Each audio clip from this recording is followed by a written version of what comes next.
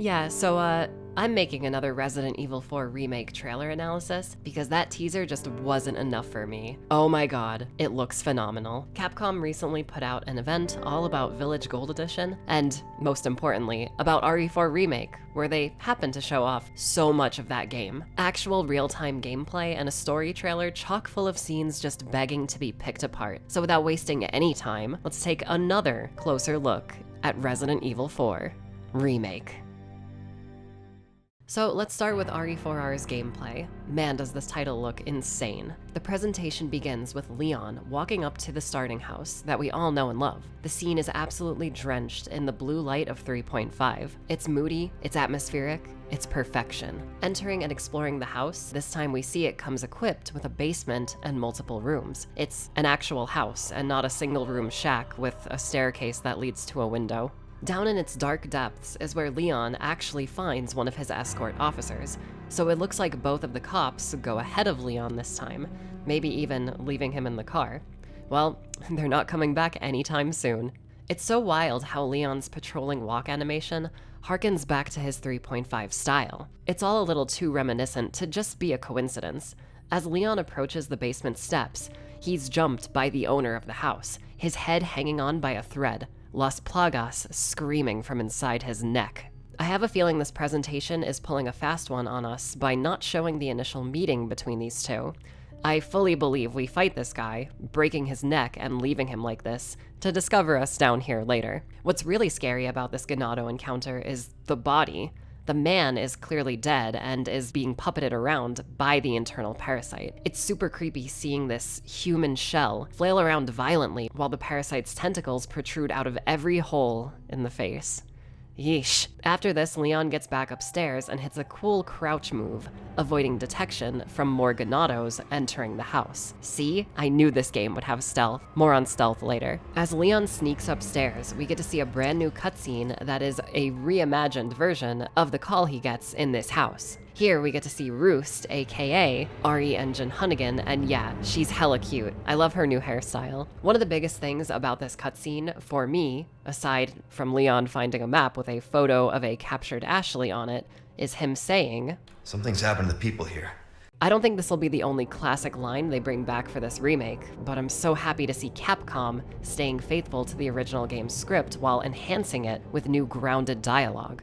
Ganados eventually break into the room, and Leon jumps out of the window, landing stylishly, just like in the original game. Smash cut to the main village area, and a familiar binoculars prompt can be seen. Looking through the scope, Leon spots the other officer he came into town with, now getting lit up before our eyes. Immediately, we're thrust into gameplay like a punch in the face, and right away we see Leon grabbed and his two options he can use in this situation. So RE4R has made the genius decision of combining RE2 and 3R's grab mechanics. You can either break free by hand, mashing X like RE3R, or use your knife as a defense breakaway, draining its durability like RE2R. I love having these survival horror options in small moments like this. It adds even more stress and decision-making on the fly. As Leon recovers, we see him land a headshot and pull off a familiar move.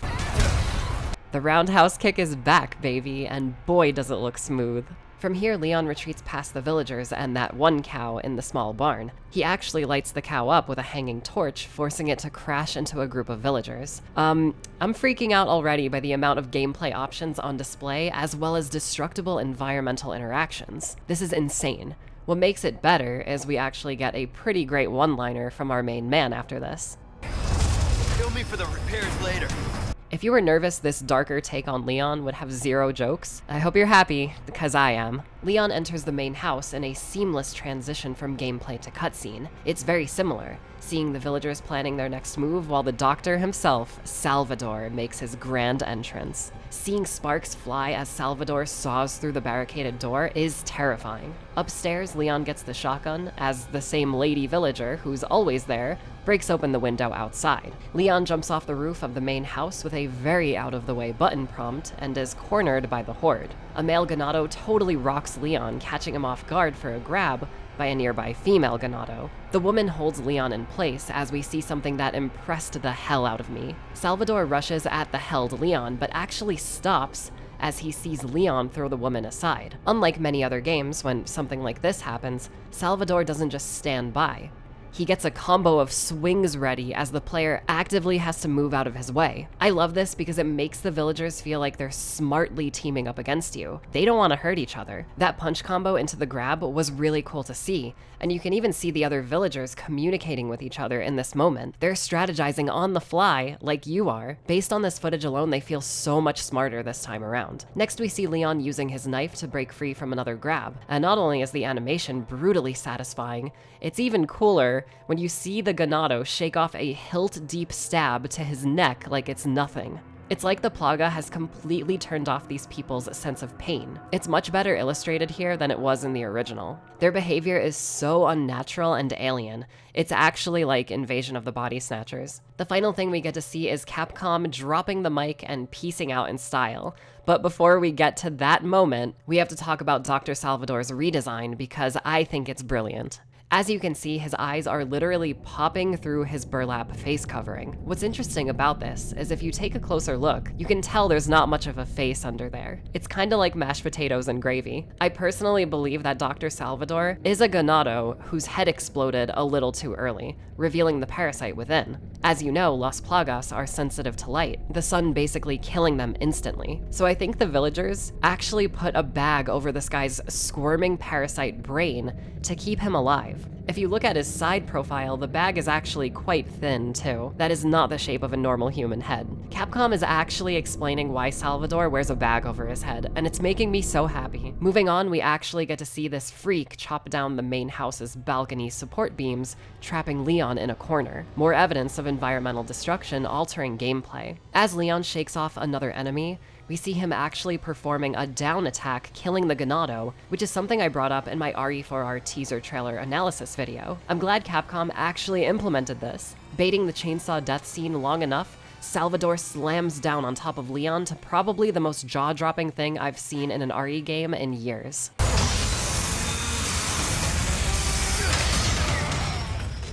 Fuck your one-hit kill. Goddamn, RE4 Remake looks sick. It's hard to put into words just how good I think this game looks. Modern gameplay additions like omnidirectional movement and on-the-fly weapon switching were a given, but things like parries, multiple grab breakaway options, stealth, ground takedowns, and destructible environments were things I've always wanted but was never expecting to see. The overall insanity of that opening village raid in RE Engine is downright breathtaking and exactly what I always imagined some kind of RE4 live-action movie to look like. In the presentation, Producer H talks about survival elements and resource management being really important in this game. While those things were important in the original, stocking up on ammo was fairly easy given how action-focused OG RE4 was. Enemy item drops would fill up your inventory quite fast. I'm hoping RE4R is a little more survival horror, and what's been shown so far kinda points towards that being the case, and I'm really hyped for it. We have seen a few quick glimpses of enemy item drops. They are glowing beams of light still, like the original game, but much thinner, like RE5's item beams. The item beam is gold, which I think might be money or a treasure.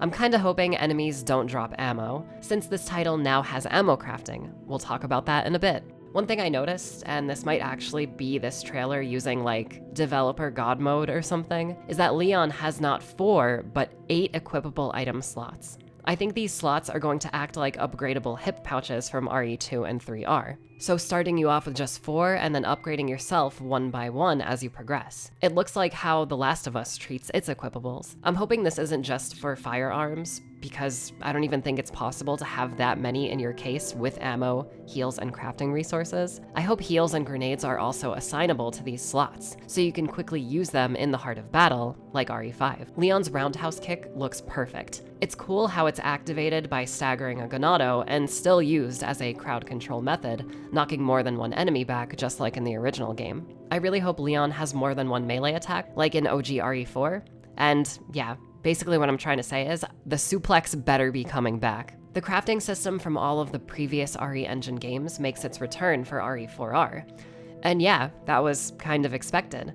Ammo, heals, and misc items. Not sure what would count as misc, but I'm gonna guess grenades. Crafting resources take up main inventory space, unlike RE Village, which I'm happy about. You should have to think about everything you're carrying in a survival horror game, And I really hated how like herbs and gunpowder were neatly regulated into their own special inventory screen in that game. I can see that working for keys and treasures, but not something that helps you get through battles, if you know what I mean. It was just a little too streamlined for me. The knife system is similar to RE2R's, even bringing back the very first knife Marvin gave to Leon. It's a very sweet detail that enhances the connection of this game to RE2 Remake. This darker, more depressed Leon, well, he's got to keep something from his first fallen lieutenant. This time, Leon seemingly has one knife with durability. Hitting parries and breakaways drains your knife's HP. Big attacks like the chainsaw parry will completely break the knife, so you can't just go around parrying chainsaws left and right. Another thing you have to think about in the middle of combat. More on-the-fly decision-making ultimately makes for a better and more exciting survival horror game, in my opinion. This time, if you're short on ammo but surrounded by enemies, you can parry a big attack, gaining time to escape, but lose your knife in the process, forcing you to take extra precaution to survive. It sounds really exciting. It's like RE2R's defense mechanics in RE Village's faster-paced combat. To repair your knife, you've got to visit our old friend, Over here, stranger. the merchant. I love how this mysterious salesman is no longer just standing in place and acting as a menu.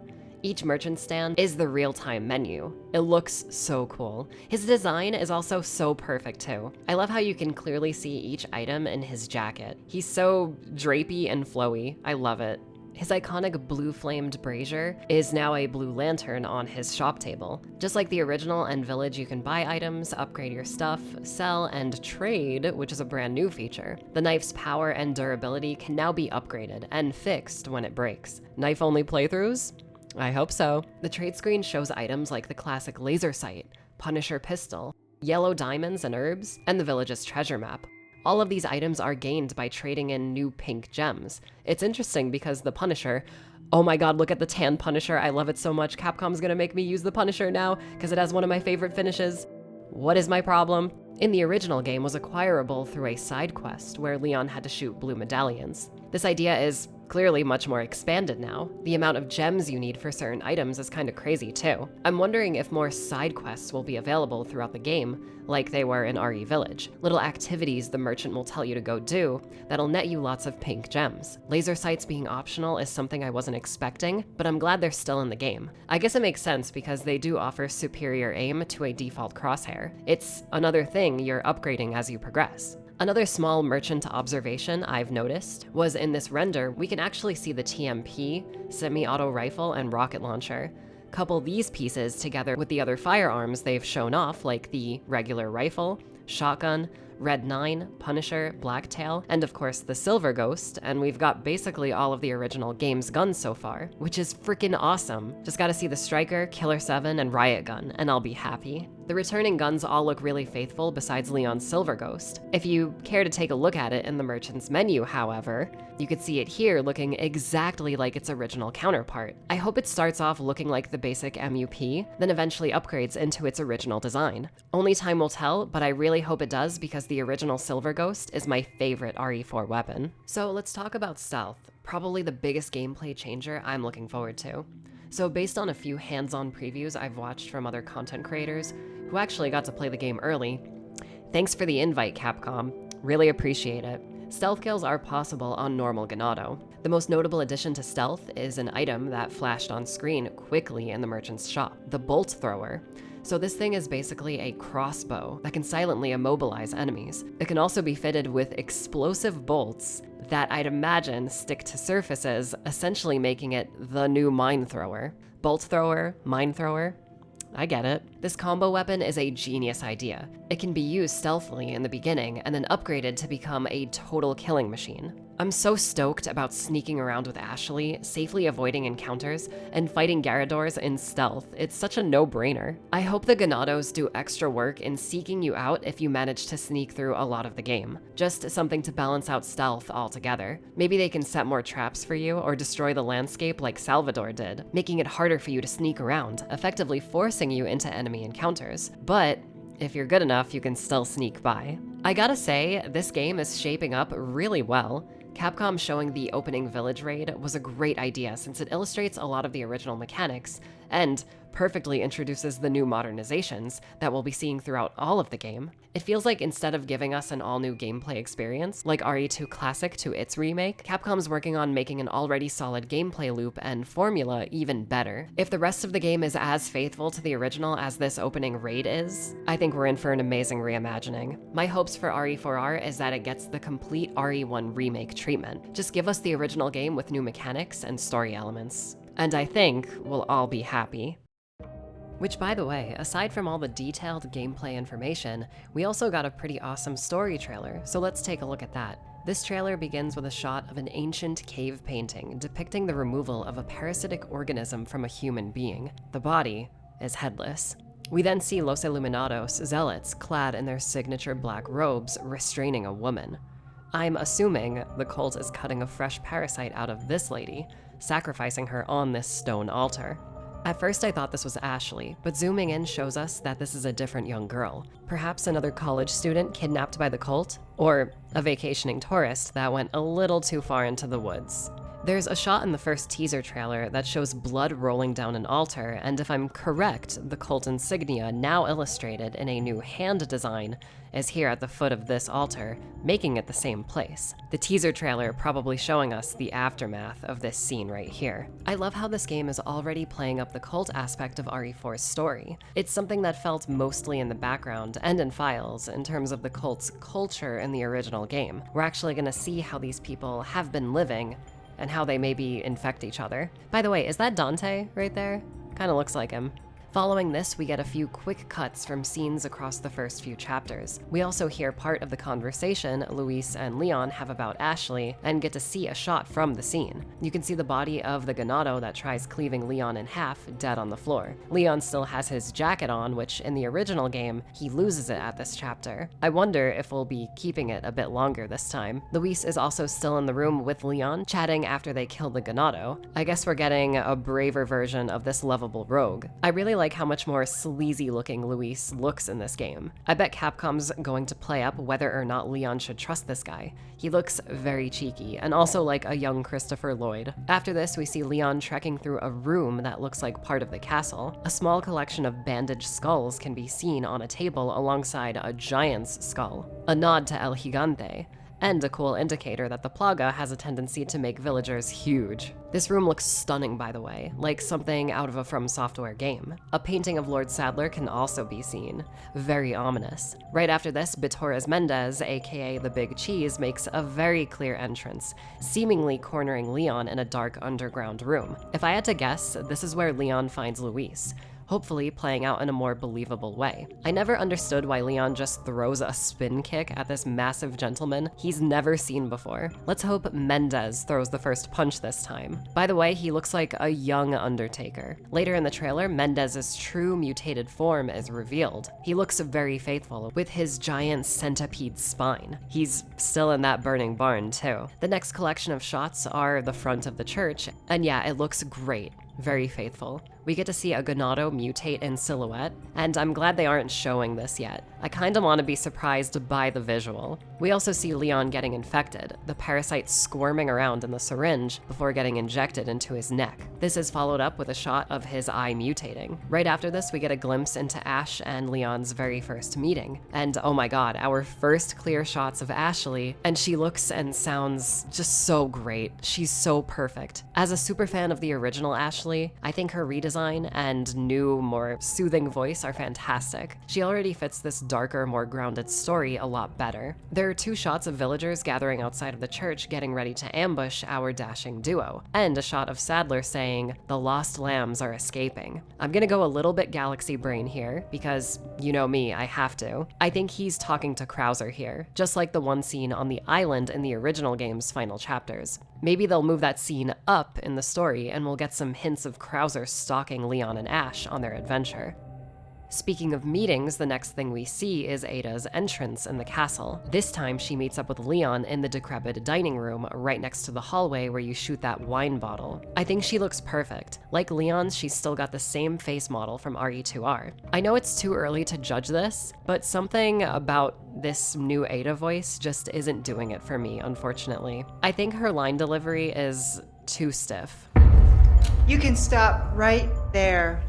I really hope the rest of her performance is great though. What is definitively great is the potential this scene has. I've talked about this so much over the past few years, but we need this reunion to be way more meaningful for our boy Leon than it was in the original. He's gotta be left in disbelief, especially in this new reimagined timeline. Unlike the original RE2, Leon never saw Ada pass him the rocket launcher. In RE2R, Leon still thinks Ada is dead by the end. This would technically be the first time he's seen her in 6 years. As we heard in the teaser trailer, Leon hasn't forgiven himself for letting so many people die in Raccoon City. Marvin, Kendo, Ada. He's got Marvin's knife still.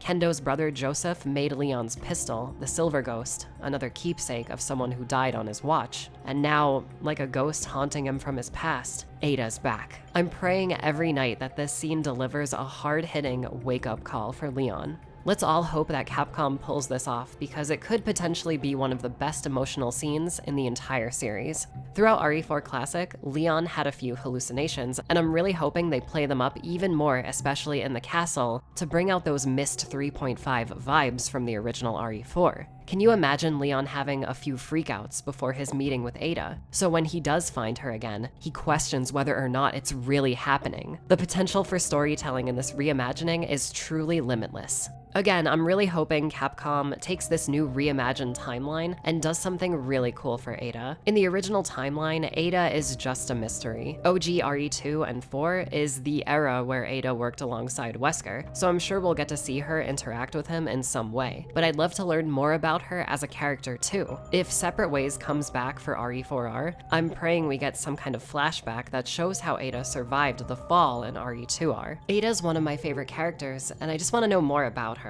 Now would be the perfect time to explore her a bit more, especially if she gets her own campaign again. After this, we get quick cuts of Leon and Ashley running into the iconic cabin. It's raining very hard out. I can't wait to play through this legendary set piece with all the new game mechanics. Just like the original game, we get the reveal of El Gigante. Man, look at this Colossus. He's much more deformed than his original design. I love how he looks like a part of the mountainside too. I bet his boss fight is gonna require peeling back some of that rocky flesh to get at the parasite inside. Ew.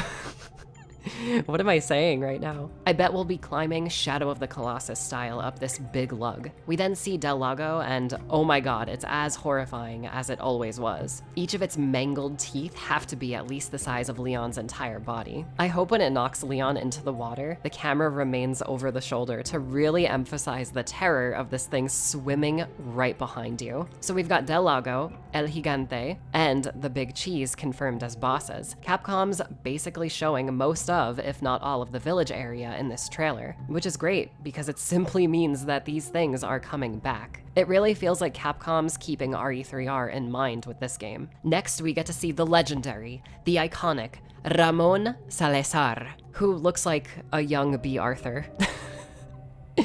This little guy probably has the most disturbing redesign. He no longer has a tricorn hat, but a powdered wig. He's still got the aristocratic outfit, and his right and left hands, the verdugos, are ever at his side. Ramon's voice sounds great too. He sounds like an excited but deranged child, which he basically is. I really can't wait to see his and the Verdugo boss fights play out in RE Engine. I have a feeling, based on RE2R, that these boss fights will get cool redesigns. Hopefully for the better in Salazar's case. Was never a fan of the wall demon. Damn, it really feels like we're getting everything in this game. I'm so excited. The final few shots show Ashley suffering from her infection, coughing up blood and freaking out. It's like that one scene in the castle where she has a panic attack before running off. Seems like there might be more than one of these Plaga-induced freakouts based on where she's having this one. This is still in the village. Very interesting. There's another shot of Leon and Ash in the castle, and it seems like Leon is checking on her. She looks hunched over as if she's in pain. I'm excited to see a more realized version of Ashley actually bonding and surviving with Leon. Having Ashley go through her own parasitic struggle will help her relate to Leon and the player way more. By the way, in this shot, Leon and Ash are actually in the original room where Leon and Ada met up in the original RE4. Seems like they're moving things around and adding in completely new scenes, which I'm all for, by the way.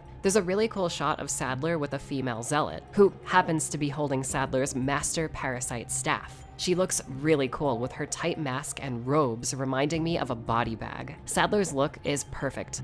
Kinda like a young Palpatine. That's the last one. I'm sorry. I promise. That's the last one.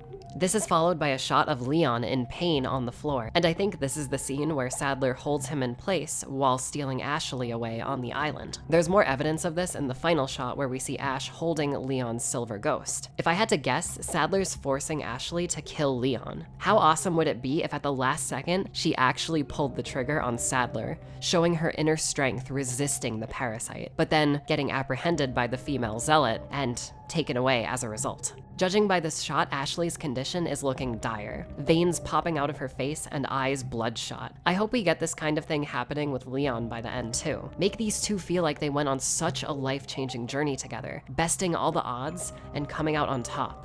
I guess we'll just have to wait and see. So that's all of the new major info. Aside from footage, we've gotten some details in interviews with producer H about the game's length being about the same as the original, which is great, and how we're not getting QTEs for cutscenes, which, thank God. Like before, I am so happy with the direction this remake is going in. It really is more of a reimagining in terms of the story and a perfect evolution of survival horror and action mechanics spread across the entire series, culminating in something so great. We've seen a lot of the village and castle, but not everything. A lot of iconic monsters still have yet to be seen, and I'm so excited to see them by myself.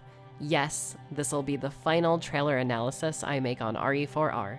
I want to go in as spoiler-free as possible. There must be a really good reason why Krauser still hasn't been shown in a trailer yet. I know a lot of people think he's getting the axe, but according to a recent IGN article, they did confirm seeing him in the game. I think Capcom's got a lot more planned for him. I feel so reassured now, knowing that the gameplay looks as good as it does. But that's all I need for now, so I hope you guys are also excited for RE4R as I am. Let's hope it's everything we want when it finally releases on March 24th, 2023.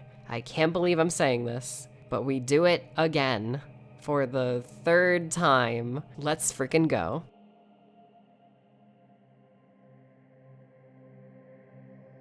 Hey everyone, sorry for my lack of main channel content. I've been feeling very burnt out recently, but that ends now. I've got another really cool horror game retrospective right around the corner, so please look forward to that. Also, please consider subscribing if you enjoyed this video. Why not check out my Patreon for exclusive content as well? Alrighty guys, I'll see you all very soon in my next retrospective video. Later.